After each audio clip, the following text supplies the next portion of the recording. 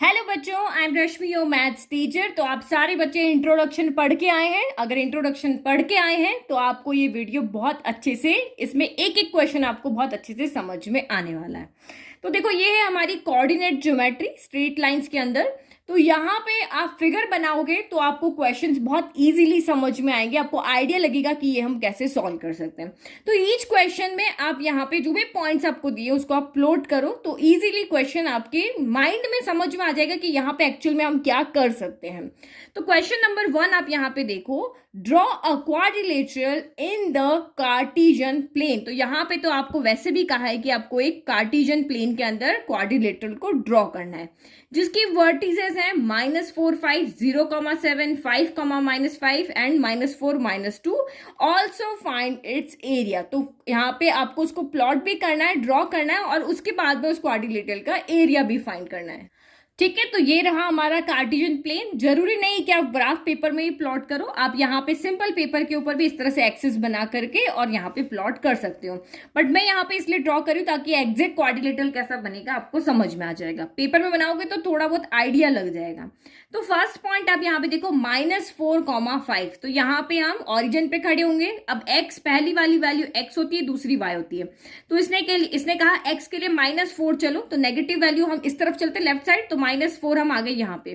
और y 5, तो 5 step आप ऊपर ले लो क्योंकि y की वैल्यू यहाँ पॉजिटिव। तो ये पॉइंट हो गया हमारा -4,5। फिर अगेन यहाँ पे अब इसने कहा 0,7, तो x के लिए आपको नहीं चलना क्योंकि x 0, और y के लिए चलो, तो ये आपका 7 स्टेप हम चले, तो ये पॉइंट हमारा आ गया 0,7। फिर नेक्स्ट आपका 5, -5, x के लिए 5 चले, तो 5 स्टेप चले, -5, तो -5 हमें नीचे की तरफ चलना पड़ेगा, तो ये रहा हमारा -5, तो ये वाला पॉइंट हमारा हो जाएगा। तो ये हो गया 5, -5। और नेक्स्ट आपका है -4, -2। फिर से यहाँ खड़े हो गए, x के लिए -4 चले, y के लिए -2 नीचे की तरफ चले, तो ये पॉइंट हमारा यहाँ पे हो गया -4, -2। अब बस इन सबको ज्वाइन कर दो और आपका ये बन गया यहाँ पर क्वाड्रिलेटरल। तो मैं यहाँ पे 1 बाय 1 सबको क्या कर देती हूँ, ज्वाइन। तो ये फर्स्ट मैंने ज्वाइन किया, देन ये सेकंड, और ये रहा मेरा यहाँ पर थर्ड। ओके, देन लास्ट आपका ये हो गया यहाँ पे फोर्थ। तो इसी तरीके का आपका क्वाड्रिलेटरल बनेगा जब आप पेपर में भी इसको ड्रॉ करोगे। अब इसने क्या बोला, ये तो हमारे क्वेश्चन का एक पार्ट यहाँ पे हो गया, आधा पार्ट हमने सॉल्व कर लिया कि भाई आप एक क्वाड्रिलेटरल ड्रॉ करके दिखाओ। तो वो तो बहुत इजी, हम 9 से इसको ड्रॉ करते हुए आ रहे पॉइंट्स को, तो वो तो हमने कर लिया। अब आपको कहा आप इसका एरिया भी फाइंड करके दिखाओ। तो आपको यहाँ पे जब मैंने इंट्रोडक्शन पढ़ाया था तो मैंने आपको क्या क्वाड्रिलेटरल का एरिया फाइंड करने का कोई भी फॉर्मूला बताया था? नहीं बताया ना।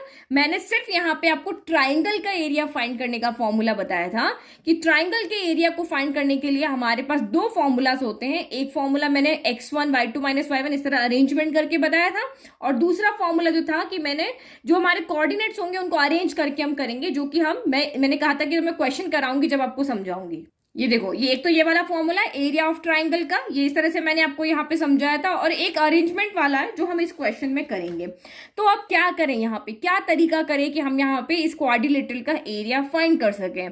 तो अगर किसी को समझ में आ रहा है तो हम एक क्वाड्रिलेटरल को दो ट्राइंगल में डिवाइड कर सकते हैं। कैसे?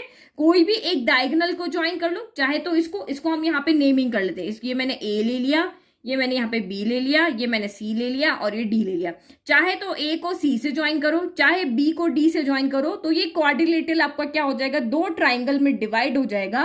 और इसका एरिया अलग फाइंड कर लेंगे, इसका एरिया अलग फाइंड कर लेंगे, दोनों को ऐड कर देंगे और क्वाड्रिलेटरल का एरिया आ जाएगा। और सो सिंपल हमारा यहाँ पे काम हो जाएगा। तो मैं यहाँ पे क्या करती हूँ, बी को डी से ज्वाइन कर देती हूँ। आप ए को सी से भी कर सकते हो, बी को डी से भी कर सकते हो, आंसर आपका सेम ही आएगा।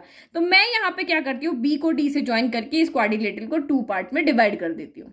तो ये देखो, बी को डी से जैसे ही ज्वाइन किया, और ये जो क्वाड्रिलेटरल था एक येलो ट्राइंगल में और एक पिंक ट्राइंगल में डिवाइड हो गया। तो इसमें तो मैं वही फॉर्मूला लगाऊंगी जो मैंने आपको बताया, और इसमें मैं कोई फॉर्मूला नहीं लगाऊंगी, सिर्फ सिंपल अरेंजमेंट से मैं इसको यहाँ पे इसका एरिया यहाँ पे फाइंड करके दिखा दूंगी। ठीक है, तो गिवन वर्टिसेस लिख दी, एरिया ऑफ क्वाड्रिलेटरल ABCD क्या हो जाएगा वो भी लिख दिया, और फर्स्ट वाले के लिए हम एरिया फाइंड करें तो ये फॉर्मूला मैंने यहाँ पे लिख दिया। देखो 1 2 3, फिर 2 3 1, फिर 3 1 2, बस ये आपको यहाँ पे याद रखना है। नाउ अब वैल्यू यहाँ पे पुट करो, तो ये हमारा मोड हो गया। x1 कितना है, तो देखो a b d है ना, तो अभी हमें a देखना है, b देखना है और d देखना है। तो इसको हम यहाँ पे x1 y1 ले लेते हैं, इसको हम यहाँ पे x2 y2 ले लेते हैं, और इसको हम यहाँ पे x3 y3 ले लेते हैं। ठीक है, तो x1 कितना हो गया, तो ये मेरा यहाँ पे हो गया -4 हो गया। फिर y2 माइनस y3, तो 7 -2 हो गया ना, तो ये 7 कितना हो जाएगा, प्लस आपका 2 हो जाएगा।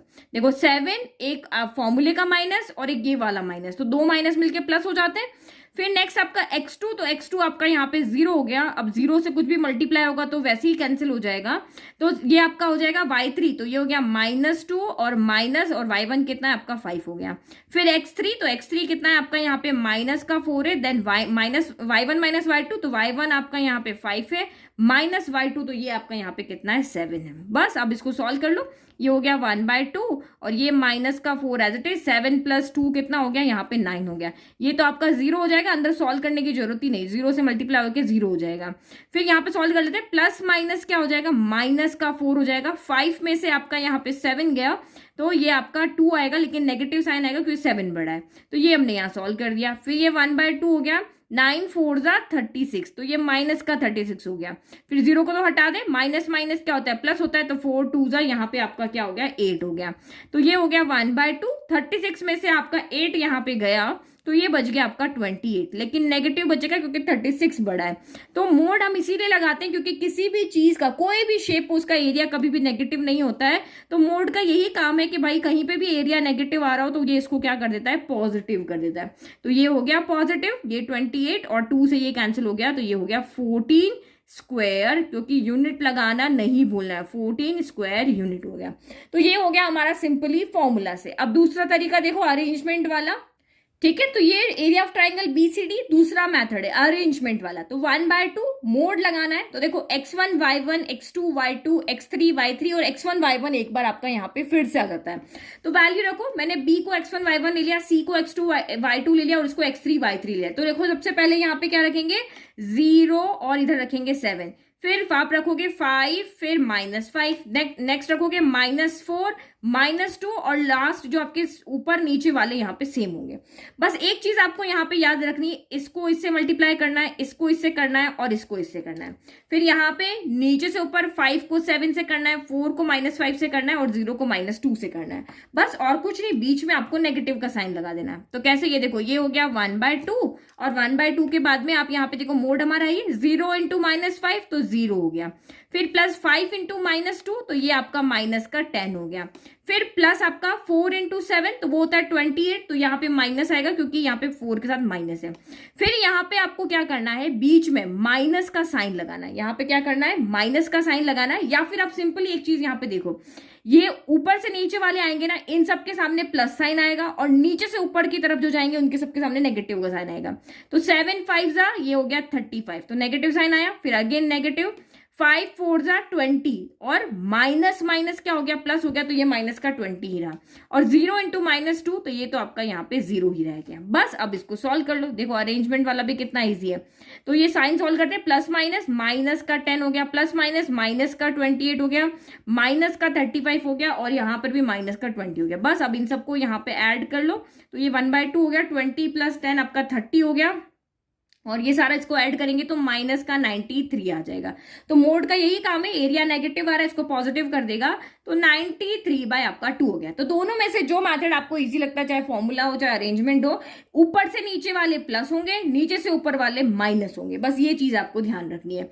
तो अब दोनों को बस ऐड कर दें और हो गया हमारा आंसर। इसमें आप वैल्यू पुट करना ना, एरिया ऑफ एबीडी कितना आ रहा है 14 आ रहा है और एरिया ऑफ बीसीडी कितना आ रहा है 93/2 स्क्वायर यूनिट आ रहा है, तो इन दोनों को बस ऐड कर दो। ठीक है, तो एरिया ऑफ क्वाड्रिलेटरल एबीसीडी हो गया, इसको बस यहाँ पे हमने 14 लिख दिया और ये 93/2 लिख दिया, दोनों को सम। तो ये 2 और 1 का एलसीएम कितना हो जाएगा, 2 हो जाएगा 14 की टेबल में, 14 2 28 हो गया और यहाँ पे सिर्फ 93 ही रहेगा। क्यों, क्योंकि 1 के टेबल में 2 आता है 2 टाइम, तो ऊपर मल्टीप्लाई होगा, 2 के टेबल में 2 आता है 1 टाइम, तो ऊपर 1 से मल्टीप्लाई होगा। तो इसको ऐड करो तो 8 + 3 1 हो गया 2 और ये वहाँ पे हो गया 121 12 हो गया ना, तो 121/2 स्क्वायर यूनिट। तो देखो कितना इजी क्वेश्चन था और मैंने आपको 2 मेथड भी यहाँ पर समझा दिए। नाउ नेक्स्ट देखो क्वेश्चन नंबर 2। तो the base of an equilateral triangle with side 2a lies along the y-axis such that the midpoint of the base is at the origin. Find vertices of the triangle. कुछ आया समझ में? बस equilateral triangle ही समझ में आया होगा क्या होता है। तो देखो धीरे धीरे पढ़ते हैं। सबसे पहले एक इक्विलेटरल ट्राइंगल ड्रॉ कर लेते हैं। ये इक्विलेटरल ट्राइंगल मैंने यहाँ पे ड्रॉ कर लिया। With side equilateral triangle with side 2a, तो इस इक्विलेटरल ट्राइंगल की साइड क्या है, यहाँ पर 2a साइड है। फिर इसने क्या कहा कि the base of an equilateral triangle with side 2a lies along the Y axis. तो एक्सिस की बात आ रही है तो वही आप ग्राफ बनाओ फिर से, ठीक है। तो ये हमने एक्सिस बना ली। अब इसने यहाँ पे क्या कहा है कि जो आपका इक्विलेटरल ट्राइंगल है जिसकी साइड 2a है, वो उस ट्राइंगल का जो बेस है, उस ट्राइंगल का बेस तो कोई मतलब ही नहीं है भाई, तीनों ही साइड 2a है तो किसी को भी बेस ले लो, चाहे इसको लो इसको लो इसको लो, एक ही बात है ना। तो ये जो इक्विलेटरल ट्राइंगल है ये लाई कहां पे कर रहा है, along the Y axis. Along the Y axis मतलब ऐसे बना हुआ है, कैसे, ऐसे करके ये बना हुआ है। अगर ये अलोंग द एक्स एक्सिस होता तो ये ऐसे बना होता, यानी कि इसका बेस किस पे होता, अलोंग द वाई एक्सिस, मतलब इसका बेस जो है वो वाई एक्सिस पे। अगर अलोंग द एक्स एक्सिस होता तो इसका बेस जो होता वो यहाँ पे कहाँ होता, एक्स एक्सिस पे होता। ये समझ में आ गया। और किस तरह से बना हुआ है, such that the midpoint of the base is at the origin। तो ये अगर मेरा बेस है तो इसका मिड पॉइंट क्या होगा, मिड पॉइंट यहाँ पे क्या होगा, 2a का हाफ कर दो, ये इसका यहाँ पे क्या हो जाएगा, मिड पॉइंट होगा। और ये मिड पॉइंट यानी कि इधर भी a हो गया और इधर भी a हो गया। तो ये जो मिड पॉइंट है वो आपका ओरिजिन पे है। तो हमें क्या समझ में आया कि हमें बेस जो लेना है वो वाई एक्सिस लेनी है। इस ट्राइंगल की बेस जो है वो वाई एक्सिस है और यहाँ पे जो इसका बेस जो है उसका मिड पॉइंट जो है वो ओरिजिन पे है। यानी कि अगर मैं इस तरह से ट्राइंगल बनाती हूँ तो यहां से यहां तक भी ए होगा, यहां से यहां तक भी मेरा ए होगा। अब ट्राइंगल मेरा इधर भी बन सकता है और मेरा इधर भी बन सकता है। ये कोई जरूरी नहीं कि इधर पॉजिटिव डायरेक्शन में ही बनेगा, जहां एक्स एक्सिस पॉजिटिव उधर ही बनेगा, वो इधर भी बन सकता है, वो इधर भी बन सकता है। Find vertices of the triangle. Vertices मतलब ये हमें इसके कोऑर्डिनेट्स हमें यहाँ पे फाइंड करके दिखाने हैं। तो अभी तो रैंडम हम किधर भी बना लें तो कोई भी यहाँ पे नेगेटिव साइड तो कोई भी नहीं लेगा, सब पॉजिटिव साइड ही लेंगे। तो हम इसको इस तरह से इस डायरेक्शन में बना लेते हैं। देखो हम ट्राइंगल इधर भी बना सकते थे, इधर भी बना सकते थे, बट मैंने इस साइड बना लिया। आप इधर भी बनाओगे ना तब भी आपका आंसर सेम ही आने वाला, तो आप किधर भी बना सकते हो। तो ये राइट एंगल ट्राइंगल था, तीनों साइड 2 है, ये भी 2 है, ये भी 2 है और ये भी 2 है। बट इन्होंने कहा कि जो इसका ट्राइंगल का जो यहाँ पे ओरिजिन है, एक्सिस का जो ओरिजिन है वो इस ट्राइंगल के यहाँ मिड पॉइंट से पास हो रहा है, तो इसीलिए हमने ए इधर दे दिया, ए इधर दे दिया। अब आप यहाँ पे देखो हमें क्या करना है, find the vertices of triangle. हमें ट्राइंगल के यहाँ पे वर्टिसेस फाइंड करनी। वर्टिसेस फाइंड करना है मीन्स ये ए पॉइंट के कोऑर्डिनेट बताने, ये बी पॉइंट जो है हमें इसके कोऑर्डिनेट बताने और जो सी पॉइंट है हमें इसके कोऑर्डिनेट बताने। ये कोऑर्डिनेट हमें यहाँ पे फाइंड करने हैं। तो थोड़ा सा दिमाग लगाओ, आपके पास एक्सिस है, आपके पास साइड्स है ट्राइंगल की, क्या आप यहाँ पे इनमें से कोई भी कोऑर्डिनेट फाइंड करके बता सकते हो? थोड़ा सा सोचो, दिमाग लगाओ। तो देखो ये जो है ये हमारा ओरिजिन है, यहाँ पे क्या है 0, तो 0 है। तो मैं यहां से यहां तक की डिस्टेंस मुझे क्या दी हुई है, दी हुई है, कितनी दी हुई है, a दी हुई है ना। और y एक्सिस पे हमारा कौन 0 होता है, y एक्सिस पे हमारा x क्या होता है, 0 होता है ना। देखो अगर इसके कोऑर्डिनेट में लिखो, अगर ये 1 है तो ये 0,1 है, अगर ये 2 है तो ये 0,2 है, अगर ये 3 है तो ये 0,3 है, ये 4 है तो 0,4 है। तो x तो यहाँ पे सभी जगह 0 होता है, तो ये 0 हो गया। और इसने कहा है कि यहां से यहां तक की डिस्टेंस a है, तो ये a के कोऑर्डिनेट तो मुझे मिल गए, 0,a हो गया। अब यहाँ पे एज इट इज लिख सकते हैं, इधर सेम पॉइंट होते हैं लेकिन ये डिस्टेंस आपकी क्या होती है, नेगेटिव, क्योंकि यहाँ पे क्या होता है -1, -2, -3, -4 होता है ना। ये कोऑर्डिनेट अगर मुझे लिखना है यहाँ पर तो x तो मेरा 0 ही होगा और y कोई वैल्यू होगी, लेट की -6 है, तो ये यहाँ पे नेगेटिव में आती है वैल्यू, इधर पॉजिटिव में आती है। तो इधर कोऑर्डिनेट में क्या लिख दूंगी, 0, -a हो गया। समझ में आ गया। अब देखो इसके भी मैं कोई एक तो कोऑर्डिनेट लिख सकती हूँ ना। देखो ये x एक्सिस है, अब जैसे y पे x 0 होता है वैसे ही x पे कौन 0 होता है, y 0 होता है। तो भाई ये आपका यहाँ पे 0 हो गया। अब मुझे नहीं पता ये डिस्टेंस यहाँ से यहाँ तक कितनी डिस्टेंस है, तो मैं यहाँ पे इसको लेट कर लेती हूँ कि भाई ये मेरी यहाँ पे एक्स तो नहीं लेते हैं, एक्स और वाई एक्सिस में आ रहे हैं ना। मैं इसको यहाँ पे कैपिटल ए मैंने ले लिया, कोई भी वेरिएबल ले लो, एम ले लेती हूँ। लेट की मेरी यहाँ से यहाँ तक जो डिस्टेंस है वो एम है। तो इसके कोऑर्डिनेट मुझे मिल गए, इसके कोऑर्डिनेट मुझे मिल गए कॉमन सेंस को यूज करके। इसके कोऑर्डिनेट में से मुझे एक जो y कोऑर्डिनेट था वो मुझे मिल गया, लेकिन x मुझे एब्सिसा मुझे लेकर के आना है, तो वो कहां से लेकर के आऊं?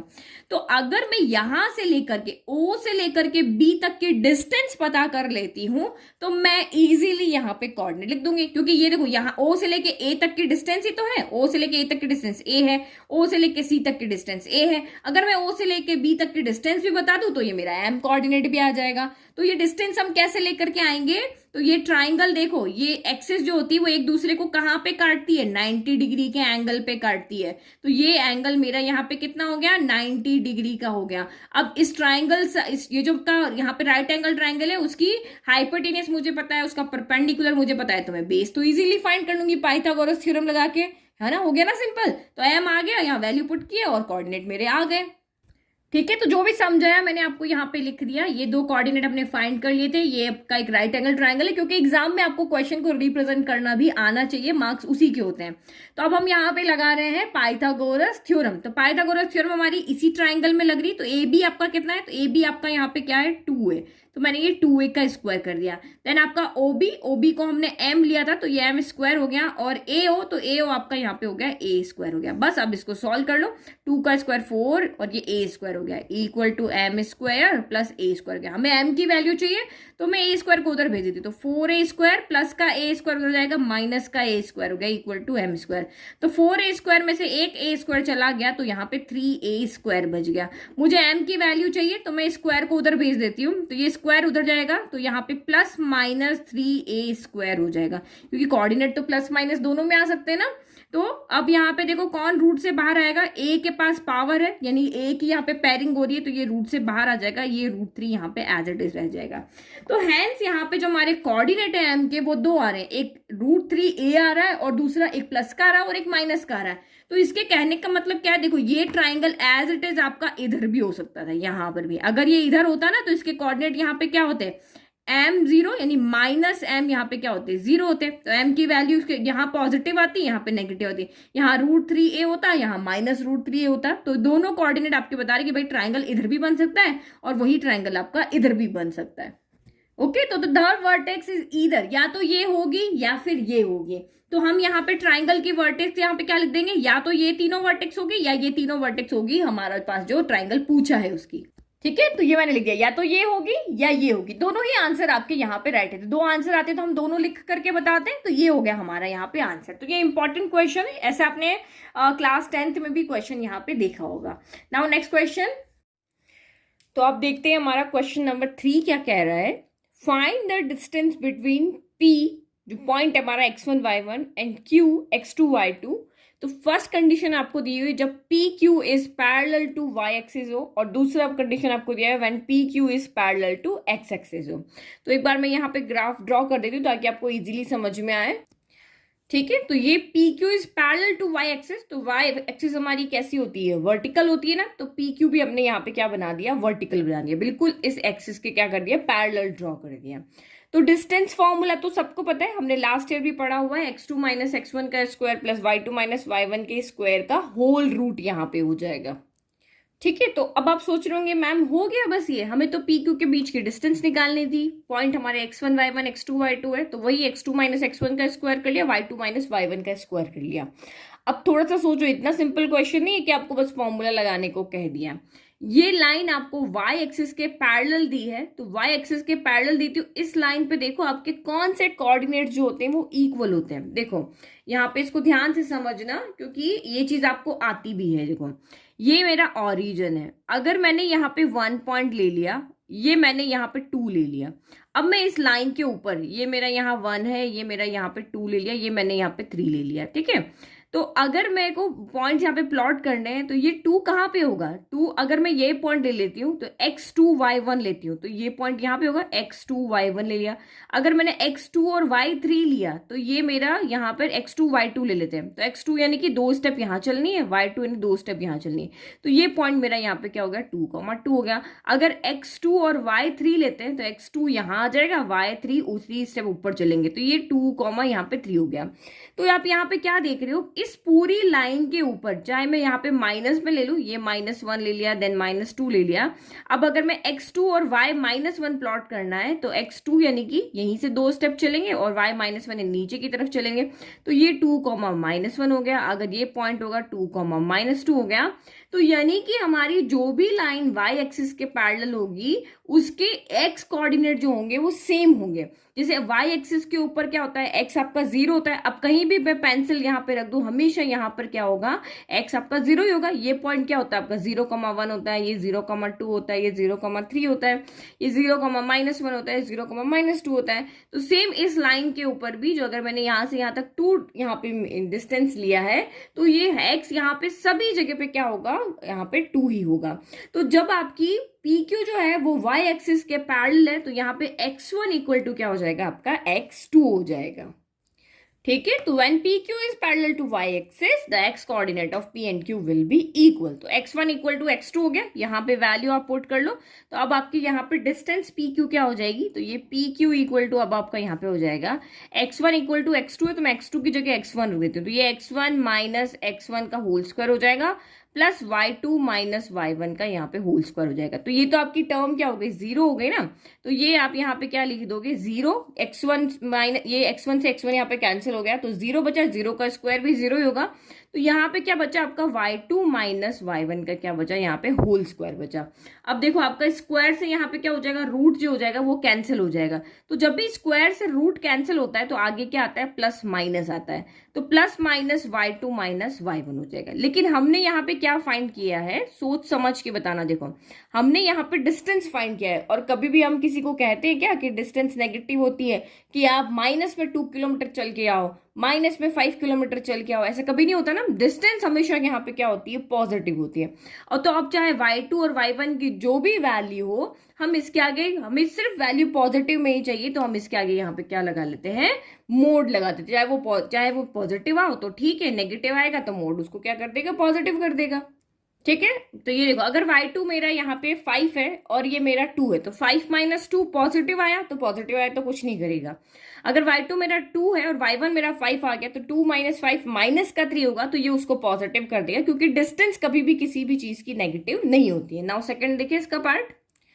तो सेकंड पार्ट आपका क्या कह रहा है, when PQ is parallel to x axis. तो PQ को अब हमने x एक्सिस के पैरेलल यहाँ पे ड्रॉ कर दिया, तो अब यहाँ से इसकी डिस्टेंस क्या होगी, हमेशा यहाँ पे क्या होगी, सेम होगी। अगर आपको कोई भी पॉइंट्स यहाँ पे प्लॉट करना है तो आप यहाँ पे क्या देखोगे, x1 है, लेट कि मेरा ये वाला पॉइंट जो ये 1 है, ये वाला पॉइंट मेरा 2 है, तो इस पूरी लाइन पे आपका 2 ही रहेगा। ये 1 है, ये -1 है, ये -2 है, तो मेरे को -1 2 प्लॉट करना है, तो ये पॉइंट यहाँ आएगा -1 और ये 2 आएगा। यहाँ पे क्या आएगा आपका -2 और 2 आएगा। इधर आपका यहाँ पे देखे तो यहाँ पे x1 y2 आएगा, और यहाँ पे आपका क्या आएगा, x2 और y2 आएगा। तो हमेशा y की वैल्यू यहाँ पर क्या होगी, सेम होगी। तो इस कंडीशन में आपका यहाँ पे क्या होगा, y1 इक्वल टू y2 होगा। बाकी सारा काम जो हमने किया ना एज इट इज वो का वही करना है।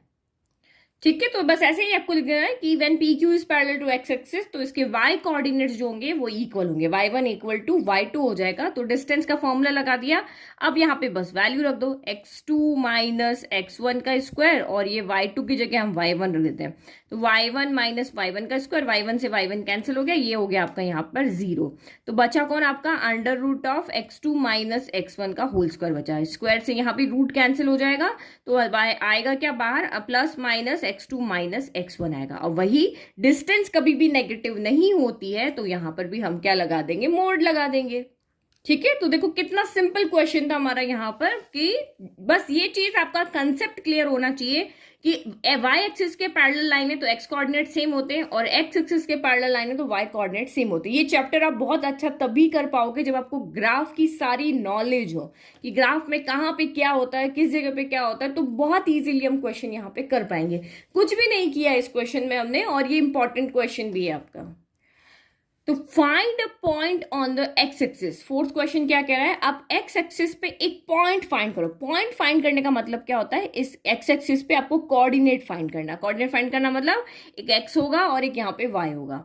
तो ऐसा कोऑर्डिनेट आपको यहाँ एक्स एक्सिस के ऊपर निकाल के बताना है, which is equi distance from the point 7,6 and 3,4।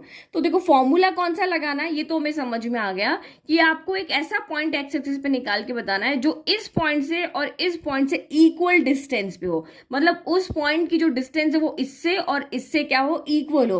तो डिस्टेंस इक्वल, यहाँ पे हमें डिस्टेंस इक्वल दी हुई ना, तो डिस्टेंस का फॉर्मूला लगा देंगे। तो क्योंकि फॉर्मूला बेस्ड चैप्टर है, बहुत कम फॉर्मूलाज है, तो आप इजीली क्वेश्चन को पढ़ के आइडेंटिफाई कर लोगे कौन सा फॉर्मूला यहाँ पे लगाना है। अब देखो थोड़े से पॉइंट, जब भी ये पॉइंट्स आते हैं ना, आप प्लॉट करके देख लो ताकि आपको इजीली समझ में आ जाए।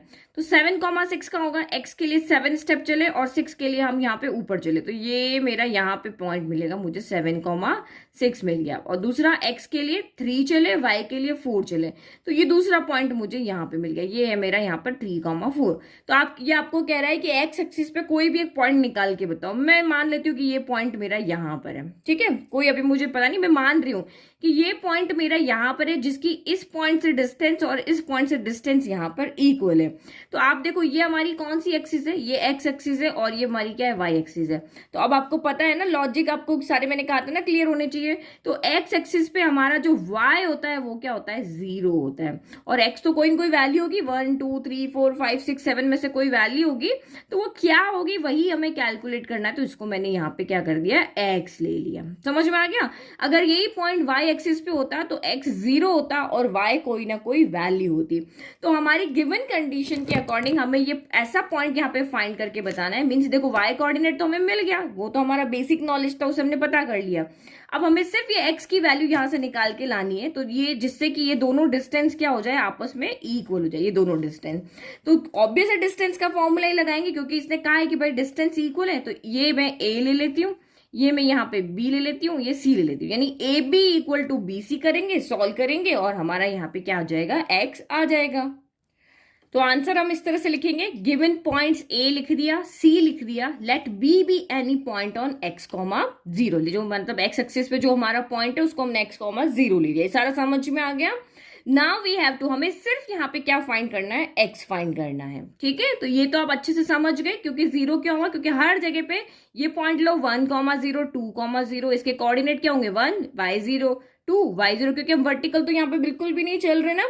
अब गिवन क्या दिया हुआ, डिस्टेंस ए बी, यानी ए से बी तक की डिस्टेंस और बी से सी तक की डिस्टेंस यहाँ पे इक्वल है, और ये हमारा डिस्टेंस का फॉर्मूला हो गया। तो ए से बी तक की डिस्टेंस है, किसी को भी आप यहाँ पे x1 y1 और किसी को भी x2 y2 आप यहाँ पे ले सकते हो। तो मैं यहाँ इस कंडीशन में इसको x1 y1 और इसको यहाँ पे x2 y2 ले लेती हूँ, और इस लाइन के लिए इसको मैं x1 y1 ले लेती हूँ, ठीक है। तो अब क्या हो गया, कोई फर्क नहीं पड़ता, आप किसी को भी कुछ भी लो, क्योंकि देखो ये माइनस का यहाँ पे क्या होल स्क्वायर है, तो होल स्क्वायर है तो वो हमेशा पॉजिटिव ही करेगा, अंदर नेगेटिव वैल्यू है पॉजिटिव है, हमेशा वो पॉजिटिव करेगा। तो कोई जरूरी नहीं कि मैं जो कह रही हूँ वही लो, आप इसको x1 y1 इसको x2 y2 भी यहाँ पर ले सकते हो।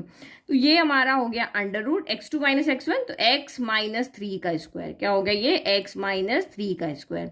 फिर ये क्या हो गया, 0 माइनस 4 का स्क्वायर, तो 0 माइनस 4 का स्क्वायर हो गया। फिर इक्वल टू इधर भी bc, तो x2 minus x1 x minus 7 का स्क्वायर हो गया, और y2 माइनस y1 तो 0 माइनस 6 का क्या हो गया, स्क्वायर हो गया। बस एक इक्वेशन हमें चाहिए थी x को फाइंड करने के लिए, वो इक्वेशन हमें मिल गई है। बस अब आप इसको सॉल्व करो। दोनों तरफ देखो स्क्वायर होते हैं ना, जैसे देखो a square equal to b square, तो ये स्क्वायर से स्क्वायर कैंसिल हो जाता है। अगर इस तरफ भी रूट है और इस तरफ भी रूट है तो रूट से रूट कैंसिल हो जाता है, सेम चीज होती तो कैंसिल हो जाती है ना। जैसे देखो 2a इक्वल टू 2b है तो 2 से 2 कैंसिल हो जाएगा, a upon 2 equal to b upon 2 है तो ये कैंसिल हो जाएगा। तो यहाँ पे हमारी ये वाली चीज लग रही है कि इधर भी रूट है इधर भी रूट है, तो रूट से रूट कैंसिल हो जाएगा। और नहीं समझ में आ रहा है तो बोथ साइड आप यहाँ पे स्क्वायर कर दो, स्क्वायर से आपका रूट कैंसिल हो जाएगा। तो मैं तो यहाँ सीधा रूट से रूट कैंसिल कर देती हूँ। तो अंदर क्या बचा, x माइनस 3 का स्क्वायर, 0 में से 4 गया, माइनस 4 बचा, माइनस 4 का स्क्वायर यहाँ पे हो गया 16। फिर यहाँ पे बचा x माइनस 7 का स्क्वायर और 0 माइनस 6, तो माइनस का 6 बचा, माइनस 6 का स्क्वायर होता है आपका 36। प्लस का भी यही होगा, माइनस का भी यही होगा। नाउ a माइनस बी के होल स्क्वायर को खोलो, तो a square plus B square 3 square का 9 हो गया, माइनस 2ab, तो 3 2 6 6 हो गया यहाँ पे, और प्लस आपका 16 हो गया। फिर यहाँ भी एक्स स्क्वायर 7 का स्क्वायर हो गया 49, माइनस 7 2 14, तो ये हो गया 14x, प्लस आपका यहाँ पे क्या हो गया 36 हो गया। तो ये एक्स स्क्वायर से तो हमारा एक्स स्क्वायर कैंसिल हो गया। अब वेरिएबल को एक तरफ ले लेते हैं और नंबर्स को एक तरफ ले लेते हैं। तो माइनस का 14x उधर जाके प्लस का 14x और ये माइनस का 6x हो गया। यहाँ पे क्या बचा है, 49 है, 36 है, 16 प्लस 9 25 होता है, तो ये इधर आके माइनस का 25 हो गया। तो 14 में से आपका 6 गया, तो यहाँ पे 8x बचा, और यहाँ पे आप इसको सॉल्व करोगे तो 36 में से 25 गया तो ये आपका 11 हो गया। तो 49 प्लस क्या हो गया 11, तो 8x इक्वल टू 901, तो ये हो गया आपका यहाँ पे 60। तो दिस इम्प्लाइज x कितना हो जाएगा, x यहाँ पे हो जाएगा 68 मल्टीप्लाई में तो आ जाएगा यहाँ पर डिवाइड में। तो कैंसिल करो, ये आपका यहाँ पे 4 से कैंसिल हो जाएगा। तो यस 4 2 ज़ा 8 और ये 4 1 ज़ा और 4 5 ज़ा। तो यानी कि ये पॉइंट आपका कितना आया 15/2 आया। तो डेसिमल में अगर आप यहाँ पे देखोगे तो 7.5 कुछ आ रहा है। तो यस मैंने जो पॉइंट लिया ना वो सही, बिल्कुल सही लिया, अंदाज से भी लिया वो सही लिया। ये x कितना होगा आपका 15/2 यानी कि 7.5 होगा। तो ये 7.5 कॉमा यहाँ पे क्या हो जाएगा 0। तो ये जो पॉइंट होगा वो उससे दोनों पॉइंट से इक्वल डिस्टेंस पे है। ठीक है, और फाइनल आंसर लिखना कभी भी नहीं भूलना है। मैं पूरा आंसर आपको इसी तरीके से अच्छे से लिख के बताती हूँ कि आपको एग्जाम में भी इसी तरीके से लिखना है ताकि आपको पूरे मार्क्स मिले। क्वेश्चन आना जितना इंपॉर्टेंट है, एग्जाम में उसको रिप्रेजेंट करना भी उतना ही इंपॉर्टेंट है। और इस चैप्टर में तो हमेशा फिगर बनाकर ही दिखाओ वहां पर। तो बहुत इंपॉर्टेंट क्वेश्चन है, इसको बहुत अच्छे से समझना। Find the slope of a line. हमें यहाँ पे क्या करना है, लाइन का स्लोप फाइंड करके दिखाना है। तो दिमाग में स्लोप के जो दो फॉर्मूलाज हमारे पास थे वो लेकर के आना। एक कौन सा वाला, m equal to tan theta था, और एक हमारा दूसरा था m equal to y2 minus y1 upon x2 minus x1। यही दो फॉर्मूला थे ना स्लोप के। जब दो चीज सेम चीज के लिए होती है, दो फॉर्मूला सेम स्लोप फाइंड करने के लिए, तो कौन सा लगाना है वो आपको यहाँ पर देखना पड़ेगा। एक एंगल वाला था, एक कोऑर्डिनेट्स वाला था। तो ये आप उस लाइन का स्लोप फाइंड करो विच पासेस थ्रू द ओरिजिन। जो कहां से पास हो रही है, एक तो ओरिजिन से पास हो रही है, ठीक है। तो ये यहां से ओरिजिन मतलब कहां से पास हो रही है, 0 0 से पास हो रही है। And the mid point of the line segment joining the points p, 0 -4 and b 8, 0। तो ये जो लाइन है ये बहुत अच्छी क्वालिटी रख रही है कि भाई एक तो मैं ओरिजिन से पास होंगी और दूसरा मैं कहां से पास होंगी, एक इन दोनों पॉइंट को ज्वाइन करने से जो लाइन बन रही है उस लाइन के मिड पॉइंट से पास होंगी। ये इसने कंडीशन रखी है, ओरिजिन से पास होंगी और इन दोनों पॉइंट को ज्वाइन करके जो भी, देखो एक तो इसने क्या कहा कि मैं ओरिजिन से पास होंगी, तो एक पॉइंट तो मुझे मिल गया यहाँ पे 0 0। अब दूसरा कहां से पास हो रही है कि ये जो हमारे पॉइंट है ना P और B है क्या इसके अंदर, इतने अजीब नाम कैसे, Q तो नहीं है, नहीं बुक में भी P एंड B है। तो ये जो दो पॉइंट है, एक P हो गया हमारा यहाँ पे 0, -4 और दूसरा हमारा यहाँ पे B हो गया 8, 0। इन दोनों को ज्वाइन करने से जो आपकी लाइन बन रही है उसके मिड पॉइंट से पास हो रही है। तो ये लाइन आपकी इस तरह से, ये जो लाइन है ना इसका आपको स्लोप बताना है। तो देखो स्लोप बताना है तो थीटा तो यहाँ पे कहीं नहीं दिख रहा। दो फॉर्मूला थे ना हमारे पास में, एक तो था हमारा m equal to tan theta था, जिसमें थीटा पता हो तो उसका 10 फाइंड करके और हम स्लोप बता देते हैं। दूसरा फॉर्मूला ये वाला था y2 minus y1 upon x2 minus x1। तो मुझे अगर इस लाइन का स्लोप चाहिए तो मुझे इस फॉर्मूले के लिए क्या चाहिए, दो कोऑर्डिनेट चाहिए। तो एक कोऑर्डिनेट तो मेरे पास यहाँ पर है ओरिजिन, दूसरा कोऑर्डिनेट जो है वो मुझे फाइंड करना पड़ेगा। तो इसने कह दिया कि भाई वो दोनों के मिड पॉइंट से पास हो रही है, तो मिड पॉइंट का फॉर्मूला तो है ना मेरे पास में, x1 प्लस क्या मिड पॉइंट का फॉर्मूला है, x1 plus x2/2 y1 plus y2/2। तो ये मैं करूंगी तो ये वाला मिड पॉइंट मुझे मिल जाएगा। तो जब दोनों कोऑर्डिनेट मुझे मिल जाएंगे, लेट कि मेरा कोऑर्डिनेट यहाँ पे x1 y1 आ रहा है, तो कोऑर्डिनेट मुझे पता है तो मैं इस वाले फॉर्मूले से सीधे सीधे यहाँ पे स्लोप फाइंड कर लूंगी। हो गया ना इजी काम।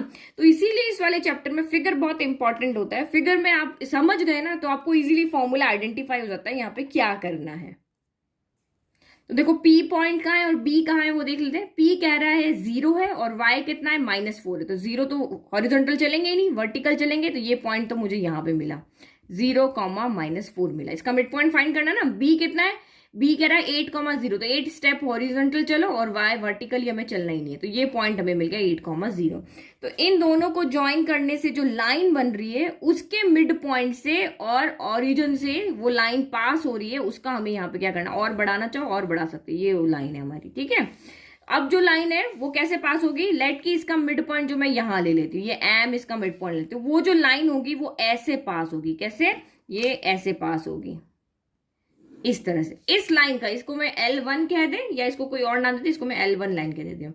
तो ये ओरिजिन हो गया, ओरिजिन के कोऑर्डिनेट हो गए। अब ये वाला कोऑर्डिनेट हमें फाइंड करना है और फिर हम यहाँ पे स्लोप यहाँ पे बना देंगे, ठीक है। तो here P is this point, B is this point और लेट M बी, तो हम पहले एक कोऑर्डिनेट फाइंड करके निकाले M का। तो let M be the mid point of line segment PQ, PB sorry यार, PQ याद रहता है हमेशा। तो ये आपका पॉइंट यहाँ पे क्या हो गया था, हमारा P हो गया था, ये पॉइंट हमारा यहाँ पे B हो गया। तो P B का मिड पॉइंट निकाले। मिड पॉइंट का फॉर्मूला यही होता है, फॉर्मूला सारे याद होने चाहिए, x1 plus x2/2 y1 plus y2/2। तो चाहे इसको x1 y1 ले लो, इसको आप x2 यहाँ पे y2 ले लो। तो x1 प्लस x2 यानी कि ये यहाँ पे क्या हो गया आपका 8 प्लस 0/2 और ये हो गया आपका 4 प्लस 0/2। तो ये आपका यहाँ पे क्या हो जाएगा, नहीं ये -4 था ना आपका, ये पॉइंट -4 है ना, तो ये होगा आपका -4 प्लस 0 बाय कितना हो जाएगा 2 हो जाएगा। बस सॉल्व कर लो। 8 प्लस 0 क्या 8 हो गया, तो ये 8/2 हो गया और ये माइनस का 4/2 हो गया। तो 2 से कैंसिल करोगे तो ये आपका 4 आ जाएगा और ये आपका कितना आ जाएगा -2 हो जाएगा। तो इस एम पॉइंट के कोऑर्डिनेट्स हमें मिल गए हैं, जो कि हमारे यहाँ पर क्या है, एम के कोऑर्डिनेट हमारे पास है 4, -2 और ये ओरिजिन के कोऑर्डिनेट कितने हैं 0, 0। तो इजीली हम इस L1 लाइन का स्लोप अब यहाँ पे बता सकते हैं, क्योंकि इसके दोनों कोऑर्डिनेट्स हमारे पास है। ठीक है, तो मैंने यहां पे लिख दिया कि we know that the slope of line L1 जो कि x1 y1 x2 y2 से पास होती है, वो हम इस फॉर्मूला से यहां पर फाइंड कर लेते हैं। तो बस वैल्यू फाइंड कर लो। ये हमने यहाँ पे m ले लिया। हमारे जो पॉइंट्स है, हमारी लाइन जो है वो कहां से पास हो रही है, ओरिजिन से पास हो रही है और इस पॉइंट से पास हो रही है ना। तो मैंने लिख दिया m कौन है हमारा यहाँ पे, ये स्मॉल m है। स्लोप को हम स्मॉल m से रिप्रेजेंट करते हैं। Slope of line m1 passing through origin and 4, -2, ये 2 पॉइंट्स है। तो किसी को भी आपकी चॉइस है, किसी को भी x1 y1 ले लो, किसी को भी x2 y2 ले लो। तो मैं यहाँ पे इसको x1 y1 ले लेती हूँ, इसको मैं यहाँ पे x2 y2 ले लेती हूँ। कुछ भी ले लो, आंसर आपका सेम ही आने वाला, आंसर पे कोई फर्क नहीं पड़ने वाला। तो y2 माइनस y1, तो ये आपका यहाँ पे क्या हो गया 0 -2 हो गया। और x2 माइनस x1, तो ये आपका यहाँ पे हो गया 0 -4 हो गया। तो माइनस माइनस क्या हो जाता है, प्लस हो जाता है। तो 0 + 2 अपॉन ये हो गया आपका -4। 0 -4 हो गया ना। चलो सॉल्व कर दें। 2 + 0 2 हो गया। 0 -4 हो गया। 2 के टेबल में 2 आया 1 टाइम, 4 आया आपका यहाँ पे 2 टाइम। तो यानी कि स्लोप हमारा यहाँ पे कितना हो गया -1/2। तो ये m = कितना आ रहा है -1/2। ये हमारा यहाँ पे क्या आ रहा है, स्लोप आ रहा है। तो कितना सिंपल क्वेश्चन था। बस आपको ये कोऑर्डिनेट पता होना चाहिए। अगर आपने ग्राफ प्लॉट किया ना तो आपको इजीली समझ में आ जाएगा कि 2 फॉर्मूला है, कौन से फॉर्मूले से हमारे पास स्लोप आएगा। अभी आगे और क्वेश्चन आएंगे जहां पे थीटा से आपको स्लोप फाइंड करना पड़ेगा, तो हम ये वाला फॉर्मूला वहां पे यूज करेंगे। तो बस ये आइडेंटिफाई करना है और बस उसमें पुट करके और आपको सॉल्व कर देना है। इतना सिंपल आपका ये चैप्टर। बहुत मुझे कोऑर्डिनेट ज्योमेट्री चैप्टर चाहे 9th में पढ़ाओ, चाहे 10th में पढ़ाओ, चाहे 11th में, बहुत सिंपल लगता है, क्योंकि सारा चैप्टर आपका फॉर्मूला बेस्ड है। बस फॉर्मूला आइडेंटिफाई करना आपको यहाँ पर आना चाहिए। ठीक है, तो ये हो गए हमारे इस वीडियो के 5 क्वेश्चन। अब मिलेंगे नेक्स्ट वीडियो में। Thank you. और चैनल को लाइक शेयर सब्सक्राइब करना नहीं भूलना है।